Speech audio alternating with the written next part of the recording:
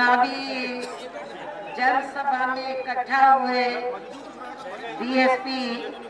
व गोंडवाना गणतंत्र पार्टी के सभी छोटे बड़े पदाधिकारी एवं कार्यकर्तागण, आज आप लोग यहाँ अपने छत्तीसगढ़ प्रदेश में विधानसभा के लिए हो रहे आम चुनाव में अपनी दोनों पार्टियों के उम्मीदवारों के समर्थन में मुझे सुनने के लिए यहाँ इकट्ठा हुए हैं, तो उसके लिए मैं आप सभी लोगों का हार्दिक दिल से आभार प्रकट करती हूँ। और अब मैं चुनाव के संबंध में सबसे पहले ये कहना चाहूँगी कि हमारी पार्टी व सहयोगी पार्टी मिलकर आपके छत्तीसगढ़ प्रदेश की सभी विधानसभा की सीटों पर पूरी तैयारी व दमदारी के साथ ये चुनाव लड़ रही है, जिसमें सफलता हासिल करने के लिए अब मैं आप लोगों का ध्यान कुछ जरूरी बातों की तरफ दिलाना चाहती हूँ। और इस संबंध में सबसे पहले मैं आप लोगों को ये कहना चाहूंगी कि अपने देश को आजाद हुए व भारतीय संविधान को भी लागू हुए अब वर्षों बीत चुके हैं, और इस लंबी अवधि में केंद्र में आपके प्रदेश में भी या विभिन्न विरोधी पार्टियों की सरकारें रही हैं। लेकिन दुख की बात यह है कि इस दौरान जहाँ सभी विरोधी पार्टियों की रही सरकारों में वे आपके प्रदेश सहित पूरे देश में भी सर्व समाज में से विशेषकर दलितों, आदिवासियों, पिछड़े वर्गों, मुस्लिम व अन्य धार्मिक अल्पसंख्यकों के साथ साथ गरीबों, मजदूरों, किसानों, छोटे व्यापारियों एवं अन्य मेहनतकश लोगों का भी पूरे ठीक ढंग से विकास व उत्थान आदि नहीं हो सका है, जिनकी सरकारों की नीतियों व कार्यशैली को अब इन्हें और ज्यादा आजमाने की जरूरत नहीं है। और इस मामले में मैं खासकर यहाँ दलितों, आदिवासियों, क्योंकि आदिवासी पॉपुलेशन आपके छत्तीसगढ़ स्टेट में काफी है, दलितों के साथ साथ आदिवासी, दलितों से ज्यादा आदिवासी समाज आपके स्टेट में रहता है। तो मैं आदिवासी समाज के लोगों को जो लंबे अरसे से, तो दलित भी पहले हालांकि कांग्रेस से जुड़े रहते थे, आदिवासी भी जुड़े रहते थे, और वैसे आप लोगों को ये मालूम है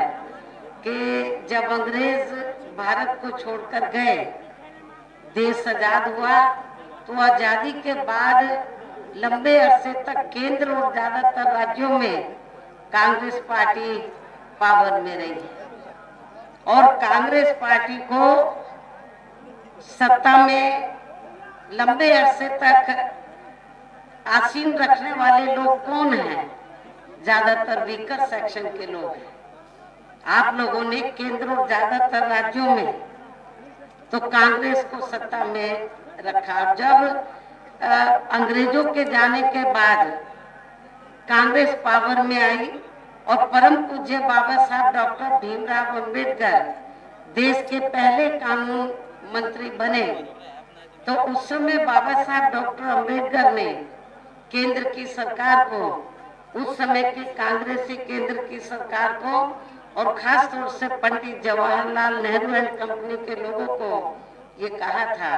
कि मैंने भारतीय संविधान में दलितों, आदिवासियों को जो कानूनी अधिकार दिए हैं उनका सही से पालन नहीं हो रहा है, उनका सही से अनुपालन नहीं हो रहा है, उसका अनुपालन होना चाहिए। और इसके साथ ही बाबा साहब ने ये कहा था कि दलितों और आदिवासियों के अलावा और भी ऐसी जातियां हैं, अति पिछड़े वर्ग के लोग हैं, जिनकी हालत सामाजिक, आर्थिक और शैक्षणिक क्षेत्र में बहुत पिछड़ी हुई है, तो उन्हें भी आगे बढ़ने के लिए मौका मिलना चाहिए, आरक्षण जैसी सुविधा मिलनी चाहिए। ये बाबा साहब ने उस समय केंद्र में कांग्रेस पार्टी की सरकार को भी कहा, लेकिन कांग्रेस पार्टी ने इस ओर ध्यान नहीं दिया। बाबा साहब ने कहा कि आप कमीशन बैठाएं और रिपोर्ट लीजिए, इनको भी आप अधिकार दीजिए आगे बढ़ने का, अति पिछड़े वर्ग के लोगों को। लेकिन कांग्रेस पार्टी ने इस ओर ध्यान नहीं दिया। दलितों और आदिवासियों को जो कानूनी अधिकार दिए थे उसका भी अनुपालन ठीक ढंग से नहीं किया, रिजर्वेशन का पूरा फायदा इन लोगों को नहीं दिया। तब फिर बाबा साहब डॉक्टर अंबेडकर ने दुखी होकर इन वर्गों के हितों में, खासकर दलितों, आदिवासियों व अन्य पिछड़े वर्गों के लोगों के हितों में, फिर परम पूज्य बाबा साहब डॉक्टर अंबेडकर ने अपने कानूनी मंत्री पद से इस्तीफा देकर अपने देश के इन वर्गों के लोगों को ये कहा कि मैंने भारतीय संविधान में तो आपको कानूनी अधिकार दे दिए हैं, लेकिन कांग्रेस या इनके चाचा भतीजों की पार्टियों की सरकारों में आपको इनका पूरा लाभ नहीं मिल सकता। इसलिए आप लोगों को तो आपस में भाईचारा पैदा करके संगठित होकर अपनी एक पार्टी बनानी चाहिए और उस पार्टी के माध्यम से केंद्र और राज्यों की सत्ता में आकर आप लोगों को कानूनी अधिकार, अपने लोगों को उसका अनुपालन पूरा कराना चाहिए अधिकारों का। ये बाबा साहब डॉक्टर अंबेडकर ने इस्तीफा देने के बाद अपने लोगों को ये कहा। तो यदि कहने का तात्पर्य यह है कि यदि कांग्रेस पार्टी ने, जो बाबा साहब ने इन वर्गों के लोगों को कानूनी अधिकार दिए हैं, यदि उसका फायदा पूरा दिया होता, लाभ दिया होता, तो फिर बाबा साहब डॉक्टर अंबेडकर को तो कानूनी मंत्री पद से इस्तीफा नहीं देना पड़ता और ना ही फिर परम पूज्य और ना ही फिर हमें भी बहुजन समाज पार्टी बनाने की जरूरत पड़ती और ना ही फिर गोंडवाना गणतंत्र पार्टी की भी बाद में बनाने की इधर आदिवासी एरिया में जरूरत पड़ती। तो इसलिए मैं आपको ये कहना चाहती हूँ कि लंबे अरसे तक तो कांग्रेस पावर में रही, लेकिन दुख की बात यह है कि इस दौरान यहाँ सभी और भी पार्टियां रही। आजादी के बाद लंबे अरसे तक कांग्रेस रही, उनके चाचा भतीजों की भी पार्टियां केंद्र और राज्यों में सत्ता में रही, लेकिन दुख की बात यह है कि इस दौरान यहाँ सभी विरोधी पार्टियों की रही सरकारों में वे आपके प्रदेश सहित पूरे देश में भी सब समाज में से विशेषकर दलितों, आदिवासियों, पिछड़े वर्गों, मुस्लिम व अन्य धार्मिक अल्पसंख्यकों के साथ साथ गरीबों, मजदूरों, किसानों, छोटे व्यापारियों एवं अन्य मेहनतकश लोगों का भी पूरे ठीक ढंग से विकास व उत्थान आदि नहीं हो सका, जिनकी सरकारों की नीतियों व कार्यशैली को अब इन्हें और ज्यादा आजमाने की जरूरत नहीं है। और मैं आपको बता रही थी कि इस मामले में मैं खासकर यहाँ दलितों, आदिवासियों व अन्य पिछड़े वर्गों के लोगों को ये भी बताना बहुत जरूरी समझती हूँ कि इन्हें परम पूज्य बाबा साहब डॉक्टर भीमराव अम्बेडकर के कड़े संघर्ष एवं अथक प्रयासों से भारतीय संविधान के तहत मिले कानूनी अधिकारों में से खासकर सरकारी नौकरियों में जो आरक्षण की सुविधा मिली है, तो उसे भी यहाँ शुरू से ही इन वर्गों के प्रति हीन व जातिवादी मानसिकता रखने वाली सभी विरोधी पार्टियों की रही सरकारें प्रभावहीन बनाने में तथा इसे अब धीरे धीरे खत्म करने की भी पूरी कोशिश में लगी हुई है। यही मुख्य वजह है कि देश में आजादी के बाद व शुरू में केंद्र में अधिकांश राज्यों में भी काफी लंबे समय तक सत्ता में आसीन रही कांग्रेस पार्टी ने और अब पिछले कुछ वर्षों से केंद्र व काफी राज्यों में भी बीजेपी व अन्य विरोधी पार्टियों की भी रही सरकारों ने इनका यह आरक्षण का कोटा अभी तक भी पूरा नहीं किया है। पदोन्नति में आरक्षण को तो इन्होंने मान्य कोर्ट की आड़ में काफी हद तक खत्म ही कर दिया है और इस मामले में लगभग यही खराब स्थिति हमें यहाँ के छत्तीसगढ़ स्टेट में भी देखने के लिए मिल रही है। इसके साथ ही अब इन वर्गों के लोगों को प्राइवेट सेक्टर में आरक्षण दिए जाने की व्यवस्था किए बिना ही केंद्र व राज्यों में भी ज्यादातर सरकारी कार्य या प्राइवेट सेक्टर के जरिए देश के अधिकांश बड़े बड़े पूंजीपतियों व धन्ना सेठों को ही दिए जा रहे हैं, जिसके कारण अब पूरे देश में इन वर्गों के लोगों को आरक्षण का बहुत कम ही लाभ मिल पा रहा है और इससे अब पूरे देश में दलितों व आदिवासियों के साथ साथ अन्य पिछड़े वर्गों को भी काफी ज्यादा नुकसान हो रहा है। जबकि अन्य पिछड़े वर्गों के लोगों को ये मालूम होना चाहिए कि इन्हें मंडल कमीशन की रिपोर्ट के तहत आरक्षण की ये सुविधा केंद्र में कांग्रेस पार्टी की रही सरकार में नहीं मिली है। तो जो लोग आज जाति जनगणना की बात कर रहे हैं उनको भी मैं बताना चाहती हूँ, कांग्रेस पार्टी के लोग जो जाति जनगणना की बात कर रहे हैं उनको भी मैं ये बताना चाहती हूँ, इन्हें मंडल कमीशन की रिपोर्ट के तहत आरक्षण की ये सुविधा केंद्र में कांग्रेस पार्टी की रही सरकार में नहीं मिली है, बल्कि बीएसपी के कड़े संघर्ष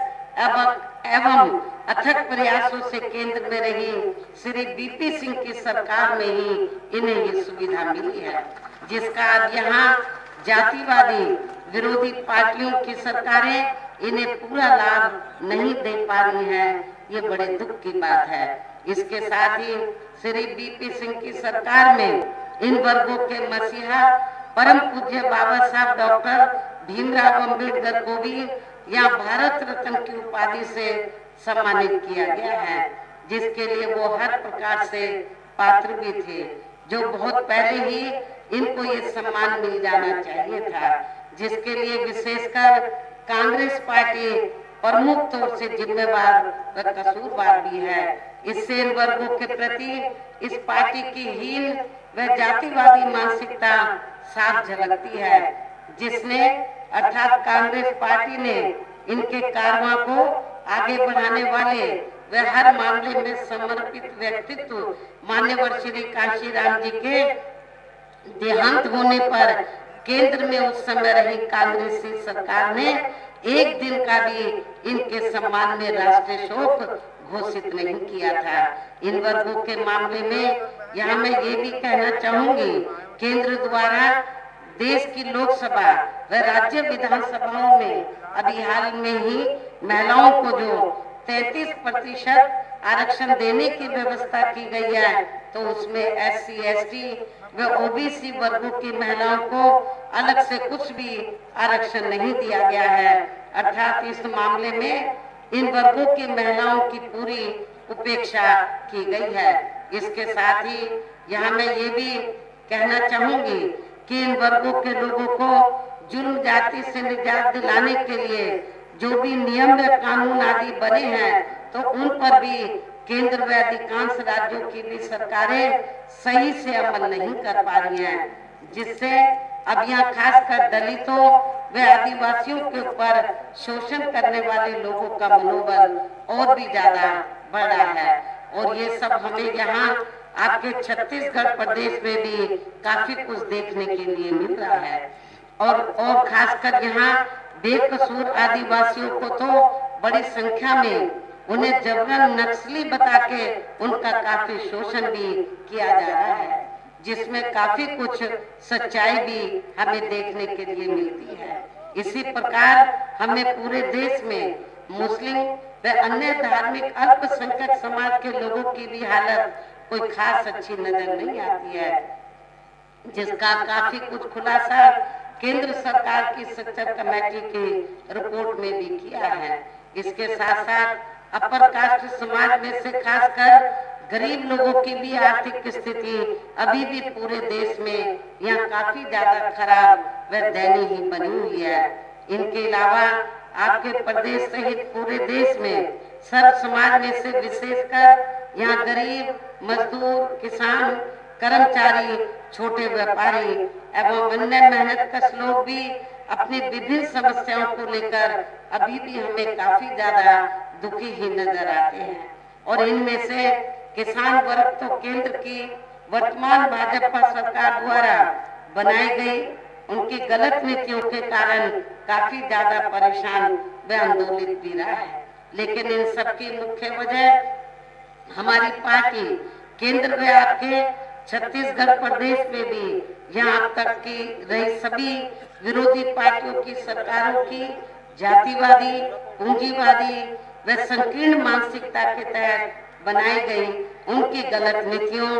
एवं गलत कार्य प्रणाली को ही काफी हद तक जिम्मेवार मानकर चलती है। और इस मामले में खासकर इनकी गलत आर्थिक नीतियों की वजह से ही आए दिन यहाँ पूरे देश में गरीबी, बेरोजगारी व महंगाई आदि भी काफी ज्यादा बढ़ रही है। जबकि इस मामले में शुरू से ही हमारी पार्टी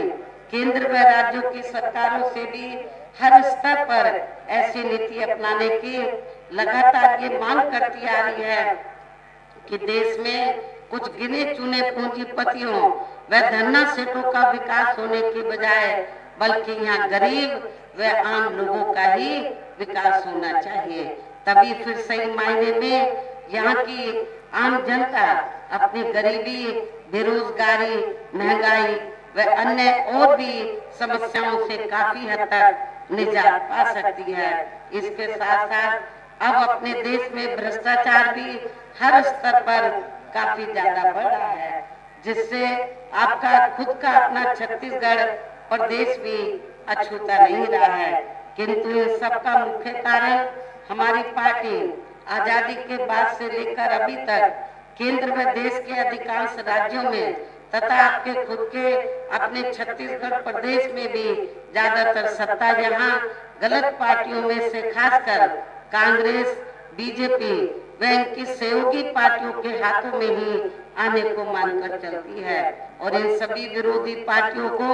हमारी पार्टी इसलिए जिम्मेवार मानकर चलती है क्योंकि आजादी के बाद से लेकर अभी तक लगभग ये सभी विरोधी पार्टियां केंद्र व देश के अधिकांश राज्यों में भी ज्यादातर यहाँ बड़े बड़े पूंजीपतियों व धन्ना सेठों की ही आर्थिक मदद से सत्ता में आती रही हैं। और सत्ता में आ जाने के बाद फिर ये पार्टियां अधिकतर मामलों में अपनी आर्थिक एवं अन्य सभी नीतियां या आम जनता की समस्याओं को दूर करने के हिसाब से त्याग नहीं करती हैं, बल्कि देश के उन बड़े बड़े पूंजीपतियों व धन्ना सेठों को ही फायदा पहुंचाने के हिसाब से अपनी अधिकांश नीतियां तैयार करती हैं, जिनके धन व बल से चुनाव लड़कर ज्यादातर ये पार्टियां केंद्र व आपके राज्य से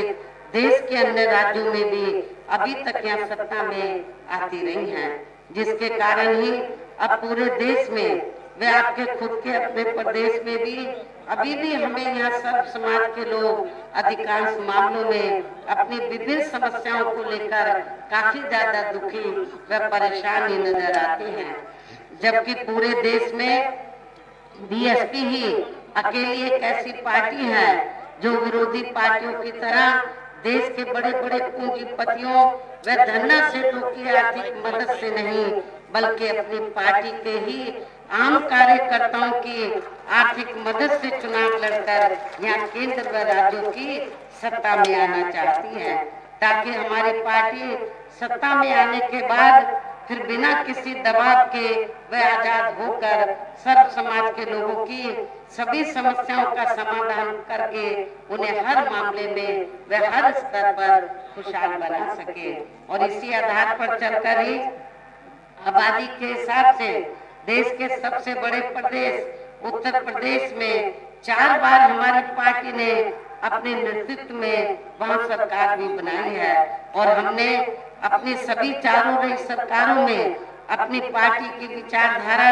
एवं सिद्धांतों के तहत चलकर वैसे तो वहाँ सर्व समाज के हितों का पूरा ध्यान रखा है, लेकिन सभी मामलों में प्राथमिकता पहले हमने वहाँ सर्व समाज में से विशेषकर कमजोर तबके के लोगों को दी है, उपेक्षित वर्गों के लोगों को दी है, गरीब एवं असहाय लोगों को ही दिया है, जिनकी वहाँ हर मामले में व हर स्तर पर सभी विरोधी पार्टियों की रही सरकारों में उनकी हीन व जातिवादी संकीर्ण एवं पूंजीवादी सोच होने के कारण काफी ज्यादा उपेक्षा की गई है। इसके साथ साथ हमने उत्तर प्रदेश में गरीब एवं बेरोजगार लोगों को दूसरी पार्टियों की रही सरकारों की तरह मामला है। साथ ही गरीब भूमिहीन लोगों को खेती करने के लिए उन्हें फ्री सरकारी जमीन भी दी है, जिससे वहाँ लाखों गरीब लोगों को फायदा पहुंचा है। गरीब आवासहीन लोगों को सरकारी खर्चे से पक्के मकान भी बना कर दिए। ऐसे अनेकों जनहित के कार्य किए हैं। इसके अलावा हमारी पार्टी की रही सरकार ने वह विभिन्न क्षेत्रों में लगे लोगों के साथ साथ छात्रों, युवाओं, महिलाओं व बुजुर्गों आदि के हितों में भी अनेकों महत्वपूर्ण व ऐतिहासिक कार्य किए हैं, जिनसे उन्हें काफी ज्यादा लाभ पहुंचा है। इसके साथ साथ हमने उत्तर प्रदेश में सर्व समाज के लोगों के ऊपर किसी भी प्रकार की कोई जुर्म जाति आदि भी नहीं होने दी है, बल्कि हमारी पार्टी के रही सरकार ने वहाँ जुर्म जाति करने वाले लोगों को बिना कोई देरी किए हुए उन्हें तुरंत ही जेल की सलाखों के अंदर भेजा है, जहाँ मेरी सरकार में उनकी सही व असली जगह होती है, जिसके यहाँ के प्रदेश में भी काफी सख्त जरूरत है। इतना ही नहीं बल्कि हमारी पार्टी की रही सरकार ने यहाँ अपने देश में दलित एवं अन्य पिछड़े वर्गों में समय समय पर जन्मे हमारे महान संतों, गुरुओं व महापुरुषों में भी खासकर महात्मा ज्योतिराव फूले, छत्रपति शाहू जी महाराज, श्री नारायण गुरु, बाबा नारायण गुरु, श्री बिरसा मुंडे जी, बाबा साहब डॉक्टर भीमराव अंबेडकर एवं मान्यवर श्री कांशीराम जी आदि को भी विभिन्न रूपों में पहली बार वह पूरा आदर सम्मान दिया। वहाँ बड़ा भारी हमने संग्रहालय बनाया, सभी संतों, गुरुओं, महापुरुषों के बड़े स्टैचू लगाए। उसमें हमने वहाँ बिरसा मुंडा जी का भी स्टैचू लगाया था, जिन्हें विरोधी पार्टियों के लोग अभी तक भी आसानी से पचा नहीं पा रहे हैं। इस प्रकार से उत्तर प्रदेश में हमारी पार्टी ने अपने सभी चारों रहे शासन काल के दौरान वहाँ हर मामले में व हर स्तर पर सर्व समाज के लोगों को काफी बेहतरीन सरकार दी है। और यदि आप लोग भी यहाँ अपने छत्तीसगढ़ प्रदेश में आम जनहित के व खासकर कमजोर एवं उपेक्षित वर्गों के हितों में दलितों व आदिवासियों एवं अन्य कमजोर व उपेक्षित वर्गों के हितों में ऐसे ही कार्य करना चाहते हैं, इसके साथ ही आपके प्रदेश की जनहित से जुड़ी जो भी यहाँ स्थानीय समस्याएं हैं उन्हें भी दूर करना चाहते हैं, तो फिर आप लोगों को भी उत्तर प्रदेश की तरह ही यहाँ अपने छत्तीसगढ़ प्रदेश में भी अपनी पार्टी के जनाधार को बढ़ा के यहाँ अपनी खुद की सर्वजन हिताय व सर्वजन सुखाय की नीतियों पर आधारित सरकार बनानी होगी, जिसके लिए अब आप लोगों को यहाँ अपने छत्तीसगढ़ प्रदेश में विधानसभा के लिए हो रहे आम चुनाव में अपने गठबंधन का बेहतर रिजल्ट लाना होगा। और इसके लिए आप लोगों को वोट पड़ने तक यहाँ की सत्ताधारी पार्टी व अन्य सभी विरोधी पार्टियों के साम दाम दंड भेद आदि हथकंडों से भी जरूर सावधान रहना है। और इस मामले में खासकर आप लोगों को विरोधी पार्टियों के जारी किए गए उनके हवाई व प्रलोभन भरे चुनावी घोषणा पत्रों आदि के बहकावे में तो कतई नहीं आना है, जिन्हें ये पार्टियां सत्ता में आने के बाद अधिकांश अमल में नहीं लाती हैं, जिस पर से अब जनता का काफी हद तक विश्वास ही उठ गया है। इसलिए हमारी पार्टी किसी भी चुनाव में अपना कोई भी चुनावी घोषणा पत्र आदि जारी नहीं करती है। वैसे भी हमारी पार्टी कहने में बहुत कम बल्कि कार्य करके दिखाने में ही ज्यादा विश्वास रखती है, अर्थात जो कहती है तो उसे करके भी दिखाती है। और ये सब हमने उत्तर प्रदेश में करके भी दिखाया है। इन्हीं जरूरी बातों के साथ ही अब मेरा यही कहना है कि आप लोगों को अपने खुद के व अपने छत्तीसगढ़ प्रदेश के भी हित में यहाँ अपनी पार्टी बीएसपी व हमारी सहयोगी पार्टी गोंडवाना गणतंत्र पार्टी की ही मिलकर सरकार बनाना बहुत जरूरी है। तभी फिर यहाँ के प्रदेश में परम पूज्य बाबा लोगों को प्रेरित किया काफी, और इतना ही नहीं, लोगों को तैयार करने के लिए, लोगों में राजनीतिक चेतना पैदा करने के लिए उन्होंने आपके छत्तीसगढ़ उस समय स्टेट नहीं था, मध्य प्रदेश का हिस्सा होता था, तो उन्होंने जहांगीर से लोकसभा का, ये जनरल सीट थी, लोकसभा का आम चुनाव भी लड़ा था। चुनाव लड़ने का मकसद ये था कि यहाँ पर आदिवासी पॉपुलेशन काफी ज्यादा है, दलितों और आदिवासियों के अति पिछड़े वर्गों की, आदिवासी सबसे ज्यादा है। उनकी दिली तमन्ना थी कि ये लोग आपस में मिलकर, आपस में संगठित होकर, भाईचारे के आधार पर संगठित होकर, तो ये लोग सत्ता में इन लोगों को आना चाहिए। मकसद माननीय श्री काशीराम जी का यही था। तो आप लोग यदि इधर आप लोगों को मिलकर यदि सरकार बनाना बहुत जरूरी है, तभी फिर यहाँ के प्रदेश में परम पूज्य बाबा साहब डॉक्टर भीमराव अम्बेडकर एवं माननीय श्री काशीराम जी तथा आदिवासी समाज के महापुरुषों व गुरुओं आदि का भी सही सपना साकार हो सकता है, जिन्होंने कदम कदम पर अनेकों कष्ट झेलकर अपनी पूरी जिंदगी यहाँ खासकर कमजोर एवं उपेक्षित वर्गों के लोगों को अपने पैरों पर खड़ा करने के लिए समर्पित की है, जिसे भी खास ध्यान में रखकर अब आप लोगों को यहाँ अपने प्रदेश में विधानसभा का हम चुनाव लड़ रहे हैं, अपनी पार्टी के उम्मीदवारों को पार्टी के बीएसपी के हाथी चुनाव चिन्ह के सामने वाले बटन को दबा के तथा हमारी सहयोगी पार्टी गोंडवाना गणतंत्र पार्टी के भी उम्मीदवारों को उनके आरी चुनाव चिन्ह के सामने वाले बटन को दबा के उन्हें जरूर जिताना है, उनको जरूर जिताना है। और इसके लिए आप लोगों को